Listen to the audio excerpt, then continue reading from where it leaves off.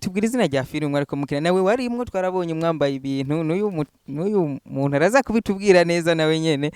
ni muduha umuco ijya filime yari yitwa gute ijya filime icambere gusa nuko iryoshe cyane titire yayo muzoyimenya vuba cyane yego oya je ndi umunyamugisha ntabyo nzobwira abandi nimubwira abakunzi ba Homewood TV gusa bicare ngaho bazi izina rya filime bagiye kurorera oya si byiza guhonja inkono itarasha Amen. urapfa guhojega nk'ibijumbu bihonjeje ntibibaba ntibirura ucugora mu nda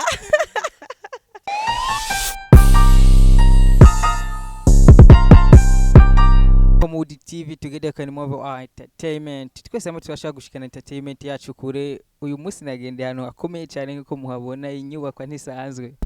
murayibona Bujumbura risigari mu inyubako ziteye ubwoba tukumwe n'abasare ba filme bakomeye ngaha mu gihugu cy'u Burundi tugira tubabaze nagiriwe amahirwe yo kubabona bose bari kumwe n'abasare bakomeye barimo ibintu byinshi bari kure entertainment ndundi cyane cyane muri filme music reka bitubwire neza ukabutira kuri subscribe genda warakantu gatukuru kuri subscribe kugira ubandanye ubona amakuru ari update y'abakinyi b'amareresi amakuru y'abanyamuziki comedy byose muri rusangi ntahandi hano uzobona amakuru yizewe kandi ari update y'abastar atari kuri Homewood TV n'abarambiye gato reka nganire n'abatumire banje nabasanze ahantu murababona baraberewe mpere kurinde reka mpere kuri uyu mwamaze kumubona ndababwira izina ryiyo canke reka givugire wenyene Nabyo kumvugira izina nkiriho nkihema kanivugire nitwa Abel Ndiwayo yego mwamumvise Abel Ndiwayo muri entertainment kuri kiniki cyane cyane ndi umuririmbyi wa gospel hanyuma hariho n'ibindi ndiko ndagerageza kuraba ko nobishobora ari byo vya filime yego ni presentation generale kwanza mbaza ndababwire mu bamenye twagiye kuwa kabiri madamu ninde ni sawa yego ni sawa akazina kanyu namwe nitwa Fanira Vene mwamumvise namazina y'abastari twagiye kuwa gatatu muraho yego ni bien akazina kanyu ari abantu baza amazina menshi cyane mubabwire izina ry'ukuri amazina yanje nitwa Nzambimana Olivier amazina y'abavyeyi hama ufashe Oliva ugakura ko ni Riva muca muvyumva entre temps turi hano kugira ngo dushaka kuyaga kuri byinshi yego murakoze mwamaze kumva bose ndibaza mwabamenye hariho uririmba indirimbo zo guhimbaza no gutazira Imana Abel Ndiwayo muramuzi ushaka kuja kuri YouTube karaba indirimbo ziwe canke ukaraba filime amazimisi gawe bya filime araza kuvyivugira wenyene uyu nawe ni umwagitrice wa kabiri ni umuproducteur ni umucineaste ni umufilmeri ni umusketcheri ni ibintu byinshi cyane so tutirandiriye gato nashaka kubabaza kuri filime cyane kuri filime muri ko murategura filime tumaze imisi tubona kuri YouTube yitwa SAMIA iyo filime ivugwamo ibiki ninde yanditse imeze gute reka mbaze umuproducer filime SAMIA ni cinema twanditse bivuye kuri inspiration kanaka twiyumvisemo hama turayandika ego nije nayanditse SAMIA yo bivugwamo ibiki SAMIA muri make ni filime ivuga ku buzima bw'abakiri bato ndetse n'abisumbuye abona uvuga ko bashobora kuba bayimirije kubakana canke banabirimwo muri make iri kububatse ugeragaje kuraba muri kino gihingo nyinshi zifite ibibazo aho abapfasoni canke abashinga ntaho usanga bacana inyuma mu kinyegero kandi vyitwa ko bakijijwe ugasanga ico kintu kirababangamiye caranse ko kibavamwo mugabo bikaboneka ko iyo umuntu ashatse ku rugo rwiwe ruraba paradizo vy'ukuri ivyo navyo ni mu gihe swate umwe mu babikoze nyimba ari umupfasoni canke umushinga ntahe avuga ati je ndarambiwe n'iki caha reka nihane ndetse nshobore kwerekana n'umufasha wanje yuko iki caha nigeze kuba ndakibamwo aho nk'umushinga ntahe ashobora guca abwira umugore wiwe ati jewe vy'ukuri nahora ndaguca inyuma narakuvanze cane uyu munsi ndihanye kandi sinzobisubira ndibaza umuntu amaze kwizana wenyene mu maso y'uwundi yuwo bubakanye akamubwira uti jewe vy'ukuri naraguciyemwo ku bademu 4 canke 5 si benshi bashobora kubivuga mugabo urumva isinema yacu yirerekana ko hari umushinga ntahe yatahuye ikosa yakoze hama ari hano imbere y'umufasha wiwe ivyo rero biboneka muri SAMIA 5 ariyo ubu iri kuri YouTube bacha bayikurikirana ni nayo irangiza filme SAMIA ni episode ya 5. Ego happy river hari ikibazo ciniyumvira hanyene kutubwira ibintu vyabubatse rivasanzwe yubatse ucu tubwira ahantu wabikuye ntuburi kurabesha abantu ko nakuntu ushaka kutubwira ibintu utazi nakuntu ushaka kudukinira ibintu utazi musanzwe mubatse izo ngorane zarabashikiye histoire yavuye sanzwe nubatse bo muri make kubaka novuga ko turi muri monde numerique monde igenda yihuta cyane singombwa ngo umenye vyabubatse ngo ari ukumaze kubaka no urashobora no kubuyaga nabubatse canke bimwe ukavyibonera n'amaso yawe ugatahura biriko birabahama kuko nkatwe turabakteri ba filme ni ngombwa yuko dukina ibintu biriko biraba hirya no hino rero ibiba vyose singombwa ngo bibe kuri twebwe ahubwo dukinira abantu batandukanye kugira ngo ukozwe ko nico twakinye kimwigishe en général dukina société dukina ubuzima abantu batandukanye babayemo yego. Okay, tureke ivya filme riva basi azoshinga urugo gwiwe ryari ya Mbo urugo kurushinga navuga ko Imana niyo igenera umuntu igihe ashobora kuvuga ko gushingira urugo gwiwe kuko iyo umuntu wese abikora uko abishatse nejo no shanda rushinga ku bushake bwe wanje ariko uhoraho nyimba yavuze ati umwaka uyu n'uyu ni ndani ndarindira ico gihe nicagera ni twa nzomurarana riva hagati yaho tugaruka kubona amafoto mwari mwagize dot tubwire ni filme canke n'amafoto y'ukuri. Okay, abantu benshi byarabacanze narabonye ama message atandukanye bambwira ati warongoye mu kinyegero vyagenze gute mbo nashaka ndababwira ko ari filme ntabwo ari ubukwe oya kuko yaba ari ubukwe nari gutumira imiryango abantu benshi batandukanye mugabo twabikoze nkuko dusanzwe turabakinyene ba filme ya ni filme nshasha irikiraza vuba titre vyose izina niki bagiye kuvyumva very soon ya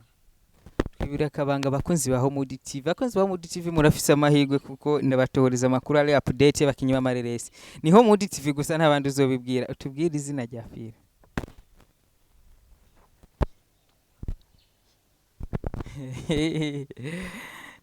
navyo numvise bazuyu nawe funny none ivyananiye kuvuga umugabo umugore aza kubivuga kwera babaze yabwiye buke navyo numvise tubwira izina rya filme ariko mukina nawe warimwo twarabonye mwambaye ibintu n'uyu muntu araza kubitubwira neza nawe nyene ni muduha umuco ijya filme yari yitwa gute ijya filme icambere gusa nuko iryoshe cyane titre yayo muzoyimenya vuba cyane yego oya je ndi munyamugisha ntavyo nzobwira abandi ni mubibwira abakunzi ba Homewood TV gusa bicare ngaho bazi izina rya filme bagiye kurorera oya si byiza guhonja inkono itarasha amen oya urapfa guhojega nk'ibijumbu bihonjeje ntibibaba ntibirura ucugwara mu nda titre boyihaga batabana na filme ibaze breb ucugwara kirazira abakunzi ba Homewood TV ni ku update gusa na Homewood TV kugira mubandanye mubona makuru ya update mubandanye mumviriza filme ndundi mubandanye mubona filme zitandukanye nzobibabwira tutari kumwe ndaza kurara ndabimenya turagiye kuri wa numugabo numusore murabaki muri ivyo bibi ndumugabo ya numugabo w'umuntu Abele ni kutufatikanya filme na gospel ndabifatikanya kwa byose biri mu bikorwa nk'umuntu sinzi nimba ari umusitari akora muri byose kuririmba no kina filime byose ni nk'ikintu kimwe ni ibikorwa novuga mvabwenge rero kubifatanya je biranyorohera nibashaka kuvuga ati wa muntu wa gospel siwe ariko aratuzanira ibindi bintu by'amafilme tutabona ugasanga abantu barataye icizere kuri za ndirimbo zawe bari bamaze gukunda ukabona ukina ibindi bintu akavuga ati bijya bintu akina ahubwo rero nivyo ari byo ahubwo bimwe by'indirimbo zo guhimbaza no gutazira Imana ariko araduhenda nibaza yuko ibikorwa nkora nk'umuntu Imana yahaye ubwenge sindabikora ndaba umuntu ndabikora nzi yuko ndi munsi y'ijuru kandi ndazo nkorera rero gikuru nuko nzogira iherezo ryiza rero je sinkora kugira ngo naka abari we arabi ibyo nkora kuba ibyo babi bidahuye ndabikora kwambona ari ibintu bizima biri mu muco kandi ndazi ko Imana iranshigikiye rero uwo muntu yovuga ati uyu muntu yivanze mu mafilime aretse gospel yaraguye yaragize uwo ndamurekana ivyiwe mugo jigi kuri nuko mbanzi uko je n'Imana yanje meze neza ari sawa. Abere ndababaze gospel mu Burundi bifise ikibazo cyaki kidatera imbere nk'imiziki. Ikibazo ifise nkuko nabandi bivuga ikintu cyose abantu bigira ikintu cyose kigira umwanya wacu. Nuvuga yuko umuziki mu Burundi muri iyi minsi araharawe sekira cyane rero sikuvuga yuko Imana abantu batakiyemera mugaye ikintu gihari abajeje kwamamaza umuziki hari uruhande bibanze ko cyane kurusha urundi. Nuvuga yuko amaradiyo ibiki byose bibanze cyane kuri sekira kurusha gospel. Rero twebwe abarimba gospel barakora abaririmbye ibihumbi n'ibihumbi ntimunabazi abandi ntibanabazi kuko nta kibanza bafise umuntu aririmba indirimbo akashira muri telefone agatanga muri WhatsApp nta gaciro rero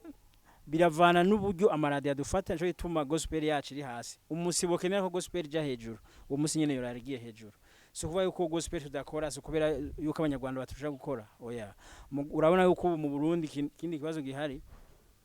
twebwe kuririmba bisanzwe ni message no butumwa bwiza mugura urabona ko abantu benshi bitaho ubutumwa buvuzwe mu kirimi c'ikinyarwanda ngirura aho uca hose ubona indirimbo yo mu Rwanda igeze ngaha icifatisha mugabo twebwe izi wacu ushaka kuririmbe gute ntizifatisha rero ntizohindura ururimi kubera ico ngo ce turimba ikinyarwanda kandi turabarundi tuzoguma turimba ikirundi hanyuma ico nosaba gusa no abanyamakuru bo dushigikira natwe bakabona yuko hari ahantu turi kuko wico kibazo suko imbaje wenyene no mu maradiyo njamwe barambaza kubera gospel iri hasi sekiri iri hejuru rero kubera batangwe kubibona abanyamakuru bakabibona nizera ko natwe bagira batwibuke badushire hejuru kuko umuziki aho abanyamakuru bashaka kugira naho nyene ugira ni nka kujya ubona mu misi yaheze imiziki yo mu bindi bihugu ari power ngaha ifise kibanza mugabo abanyamakuru barabuza ibintu turavyase baca barabihindura bategura ibiganiro bikomakomeye bituma umuziki ndundu utera imbere kandi ubwo nyine byace bikunda umuziki ndundu turakundwa abanyagihugu barawukunda kubera bawuvuza mu radio rero umunsi wo kumva gospel ziko zivuzwa kujya n'izindi zivuzwa ntabureka kuyimenya mugabo urashaka kubaza Jeffis indirimbo zirenga 200 uzumva he mu radio zo ngaha mu Burundi hari aho uca ngo uzumve mugo ndazifise kandi barazi ko ndirimba barazizi mu ma YouTube mugabo nimba avugije Israel ntiyamubwiye ngo mvuza ariko we waramuvugije nimba avugije umuntu ari mu Rwanda ntiyamubwiye ngo mvuza mugo we muri wari yumvamo yuko kuvuza indirimbo mu Rwanda ariho sawa hakuyumvamo kuvuga indirimbo y'umurundi mwene wabo rero nihagera hazogera tubone batwiyumvire natwe umuziki wa gospel uzocutereje imbere. Abere jewe sinkunda abantu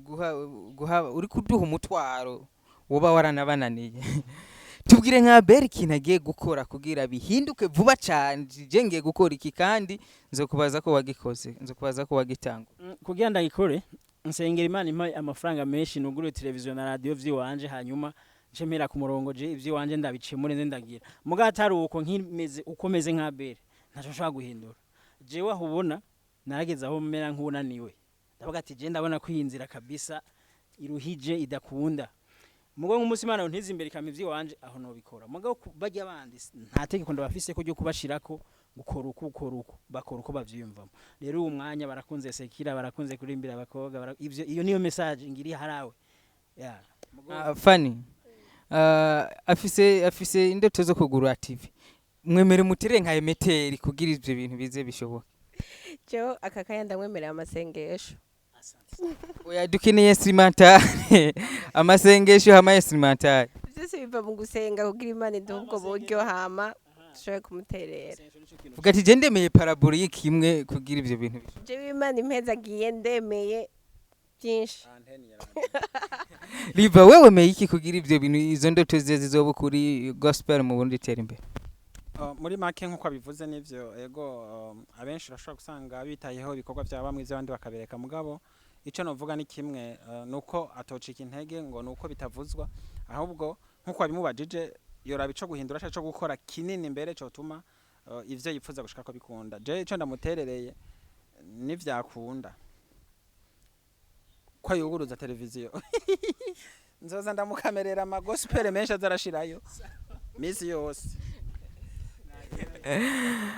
niyo ni intererano ikomeye cyane. Tugaruke muri filime na cyane cyane kuko nicyo kintu cyaduhuje ngaha n'abantu kubera filime Homewood TV twavuze yuko tugira duhe kibanza gikwiye abakinyi b'amareresi ko mu Burundi biragaragara yuko abakinyi b'amareresi babirengagiza cyane gose. Urashaka kugenda no ku radio ukabura ikiganiro cya filime hasanga iby'imiziki batwensera mu miziki Riva. We nk'umuproducteur ukaba umukinyi wa filime ukaba ukora byinshi muri filime. Nigiki ubona ugiye gukora nawe uvuga ati jewe ngiki kandi unyereke watanguye kigiye gutuma filime ihindura isura mu Burundi? Jewe navuga ko ndafise intumbero yo kugurura ishirahamwe rijejwe gufasha abafise impano zitandukanye kugira ngo abantu bipfuza gukina filime ku rwego rwo hejuru bikunde bazikine, kuko ugerageje kuraba nko mu gihugu cyose tugerageje kuraba nko mu ntara za ruguru hariho imigwi myinshi ya filime birirwa mu repetition ariko atamusi nimwe barasohora filime. Nariyemeje ko jewe nshobora gufasha ivyo nshoboye byose kugira ngo impano zinyegeje zishobore kuja ahabona. Rero nabarongoye amashirahamwe atandukanye kudushigikira kudufata mu mugongo kugira ngo bikunde dushike ku ndoto twifuza gushikako. Urabona bisaba uburyo bwinshi, birasaba amakamera agezweho anazimvye wanashima, birasaba yuko kugira ico kintu gikunda umuntu aba yipanze vy'ukuri avuga ati hariho studio ya production ikwiye ikaze kugira ngo dushobore gushamwa abakozi bajeje gukora ama montage binyaruke abantu babe benshi impano z'u Burundi zibone kuduga. Rero nko bari karatwumviriza avuga ati hari miliyoni yaraniranye kuri konte arashobora guca ubunya na telefone nani sobutani senge siti za vende 304 ati kamera y'imiliyoni 100 pa jewe njanda bavundurira iyo bari hose hama dushiremwe abakozi n'ubundi avuga ati jewe nditanze impano z'u Burundi ziduga. Hari abantu bafite amahera ntufyine bovuga bati turamenye mu mugambi ubunyene biraduza, ariko bagumye bayicayeko ndakurahi asha nta n'ubuzonyeguruka. Rero muri make nivyo je nosaba abarundi dukundane dushigikirane impano ziduge ku rwego rwo hejuru hama ibisigaye navyo Imana izodushigikira. Murakoze. Gusa namwe ndiko ndabaraba n'ukuri ntimukenye ayo mahera yarabuze ivyo bintu muvyikorere. Leta yaratubuje ati ntitusoye kwizera inze tuvyikorere mwese. Reka tubaze uyu the boss lady. Oya uko tumeze kose turashima Imana. Yego. Uri the boss lady mufasha ibyo bintu biboneke turonke mezo do production. Imana ni ibitanga. Okay, muri make je novuga ko nkuko bivuze nta muntu yavuga ngo arakenye cyane aho yonanirwa kuko n'ubundi filime dusanzwe tuzikora twitanze, ariko navuze ko hari urugero umuntu adashobora gushika akaruka adashigikiwe. Twaratembere mu bihugu bitandukanye Tanzania, Kenya, Uganda ndetse n'ahandi. Urashobora gusa Nigeria barashigikiranye cyane barafashanya. Amakampuni arasponsoriza abastari kuko umustari ntaho yo kwigeza kampuni itamufashije. Bamenemwe umutahe bavuge bati vy'ukuri gikorwa cyangwa umustari akoze filime akayisohora agiye kubitura ati je nkeneye gukora lancement bamushigikire kuko ziga publicité zabo baha abastari ziratuma abastari nabo bagira gute bunguka kunguko bagera ku rwego rundi. Ndakurahiye ntivyo ukunda yuko umustari atera imbere kampuni zitamufashije, amateleviziyo amufasha, amaradio nkuko yabivuze uyu. Hari abantu benshi bakwiye kwitanga kugira ngo ibi bikorwa biduge, andi ho nibibazo.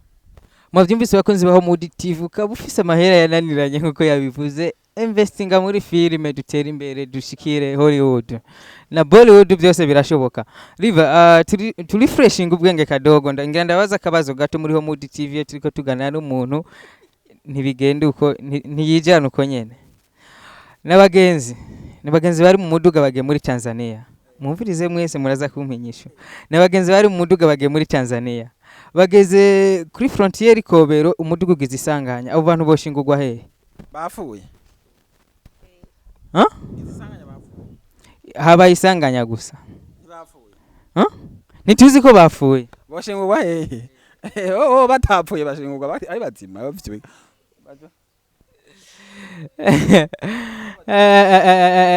Ikibazo uragitoye cyane gose. Abere tumaze iminsi tubabona muri filime yitwa SAMIA.